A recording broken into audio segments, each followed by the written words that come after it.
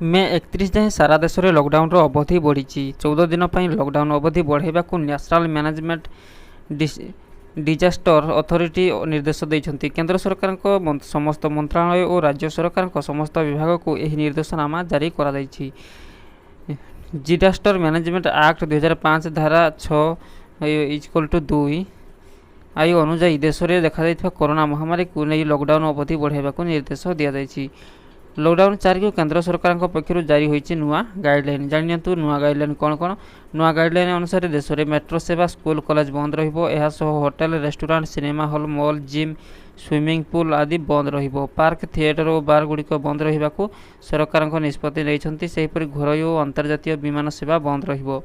अन्यपटे राज्य भितर बुझामणा अनुसार बस चलाचल करिपारिबो। हॉटस्पॉट अंचल रे कोड़ा कटकणा रहिबो। रेस्टोरेंट होम डिलीवरी पर अनुमति रही। रेड ग्रीन और ऑरेंज जोन रे निष्पत्ति राज्य करिबो। धार्मिक संस्था को खोलने को अनुमति नहीं। संध्या 7 सकाळ 7 जाए घर न बाहर को नियम जारी रहिबो। सबु धार्मिक राजनैतिक सामाजिक आयोजन को अनुमति नहीं। द्वितीय खबर आत्मनिर्भर भारत पैकेज 5 घोषणा को प्रधानमंत्री को प्रशंसा। स्वास्थ्य और शिक्षा क्षेत्र में यह परिवर्तनशील पकाइबो। यही पदक्षेप उद्यमिता को प्रोत्साहित करिबो। गाँव अर्थनीति को यह पुनर्जीवित करिबो कहिसेंति प्रधानमंत्री नरेंद्र मोदी। तृतीय खबर बात्या अपडेट। भीषण रूप नेला बात्या दीघा एवं हाटिया मध्य लैंडफॉल। पारादीप प्राय 900 किमी दूर में रही बात्या अम्फन अति भीषण रूप नहीं। घंटा प्रति 5 किमी बेगर आगक माड़ी आसूची।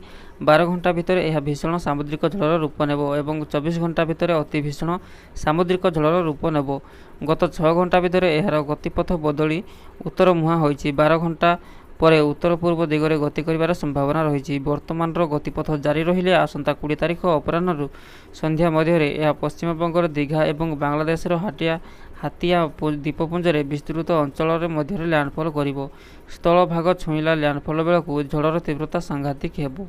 आईएमडी रो ताजा सूचना संपर्क में स्वतंत्र रिलीफ कमिशनर प्रदीप जेना गणमाध्यम को जणाइछन्ति। तांकर कहिबानुसार 18 तारिख संध्या ठारू उपकूल जिले में 45 ରୁ 55 बेगर पवन बहिबा सह सामान्य मध्यम धरणर वर्षा हेबो। किछि जगार वर्षार मात्रा अधिक हेबो। 19 तारिख सकाळू उपकूल अंचल में प्रबल अति प्रबल वर्षा लगी रहिबो। घंटा प्रति पवनर बेग रहिबो 75 ରୁ 80 किमी। 20 तारिख में उत्तर ओडिशा रे अति प्रबल वर्षा हेबो। लैंडफॉल बेलू एही सब अंचल में 110 ରୁ 120 किमी बेगर पवन बहिबार संभावना रही। बेले बेले पवनर बेग 135 किमी हो पारे।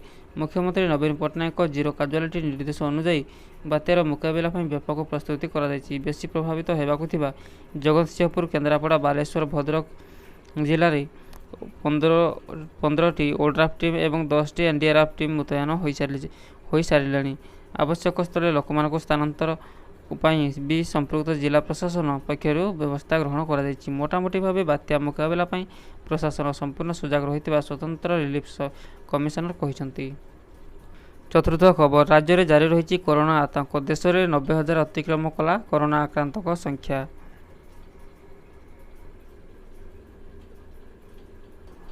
राज्य में दिनकू दिन बढ़ी चली कोरोना आक्रांतक संख्या। आज संबलपुर में पाद थापी कोरोना महामारी। रेढ़ाकुल सब डिविजन अंतर्गत लुहापंग क्वारंटाइन सेंटर यह आक्रांत जनक चिन्हट होती। यहाँ मिसाई आज राज्य में 91 जन नुआ आक्रांत चिन्हट होती। एजाएं ओडिशार मोट आक्रांतक संख्या 828 को वृद्धि पाई। कोरोना महामारी आज गंजाम आउ जनक जीवन नहीं। एजाएं राज्य में कोरोना महामारी मृत्यु संख्या 4 को छुई। गत 24 घंटे आउ 24 जन सुस्थ होगा पर राज्य में मोट 220 जन आक्रांत सुस्थ हो घर को फेरी। 604 जन विभिन्न हस्पिटाल चिकित्साधीन रही। लाइक पाई चलीगला लाइव तथापि सुधुना टिकटक यूजर्स। सुधुना किसी टिकटक यूजर्स माने निजर लाइक और फॉलो बढ़ाइबा लगी विपदजनक स्थान में वीडियो तैयारी करुछंती। एपरि विपद संकुल स्थान में वीडियो शूटिंग करुछंती जहां देखिले भय लागिबो। जार प्रभाव छोट पिलांक ऊपर सीधा सड़क पड़ुछि। रविवार मध्याह्न टिकटक करने निशारे चलीगला जड़े युवक जीवन ताहा पुणी खुद राजधानी पलाशुणी निकट में। एभली किसी अभावन घटना देखा मिली। केवल ଏହି ଘଟଣା ନୁହେଁ, ଏହା ପୂର୍ବରୁ ଟିକଟକ୍ ନିଶାରେ ବହୁ ବ୍ୟକ୍ତିଙ୍କ ଜୀବନ ଯିବାର ନଜର ରହିଛି। ତାହା ସତ୍ତ୍ୱେ ବି କିଛି ଟିକଟକ୍ ୟୁଜର ସୁଧୁରୁ ନାହାନ୍ତି। ଦ୍ରୁତ ଗତିରେ ଗାଡ଼ି ଚଳାଇ ସେଥିରେ ଟିକଟକ୍ ଭିଡ଼ିଓ ତିଆରି କରିବା ବିପଦଜନକ ଜାଣିବା ପରେ ସେମାନେ ପୁଣି ସେହିଭଳି କାର୍ଯ୍ୟ କରି ନିଜ ଜୀବନ ହାରୁଛନ୍ତି। ଆଜି ଯେଉଁ ପଳାଶୁଣୀରେ ନିକଟରେ ମୃତ୍ୟୁ ଯୁବକଙ୍କ ନାଁ ଆକାଶ ବୋଲି ଜଣାପଡ଼ିଛି। ଏହି ବ୍ୟକ୍ତି ଭୁବନେଶ୍ୱର ଅଞ୍ଚଳରେ ବୋଲି ପୋଲିସ ସୂଚନା ଦେଇଛି। ଘଟଣାସ୍ଥଳରେ ପହଞ୍ଚି ପୋଲିସ ତଦନ୍ତ ଜାରି କରିଛି। ଦେଶରେ ସାଂଘାତିକ ହେଉଛି କରୋନା। ମହାରାଷ୍ଟ୍ର, ଗୁଜରାଟ ପରେ ଏବେ ତାମିଲନାଡୁରେ କରୋନାର ହଟସ୍ପଟ୍ ପାଲଟିଛି।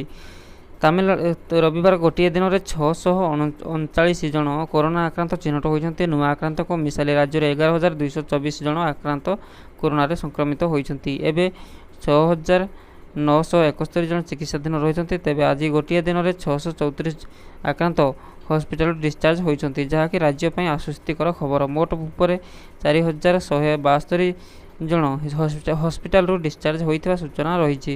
ସେହିପରି 4 ଜଣ ଆଜି କରୋନାରେ ମୃତ୍ୟୁବରଣ କରିଛନ୍ତି। ଏହାକୁ ମିଶାଇ ରାଜ୍ୟରେ ମୋଟ 78 ଜଣ କରୋନାରେ ମୃତ୍ୟୁବରଣ କରିଛନ୍ତି। ତାମିଲନାଡୁ ସରକାରଙ୍କ ସୂଚନା ଅନୁଯାୟୀ 3.26 ଲକ୍ଷ ଲୋକଙ୍କ ମଧ୍ୟରେ 13,081 ଜଣଙ୍କର କରୋନା ପରୀକ୍ଷା ହୋଇଛି। ଆକ୍ରାନ୍ତଙ୍କ ସଂଖ୍ୟା ମଧ୍ୟରୁ ସର୍ବାଧିକ ରାଜଧାନୀ ଚେନ୍ନାଇରୁ ରହିଛନ୍ତି। 6,750 ଆକ୍ରାନ୍ତଙ୍କ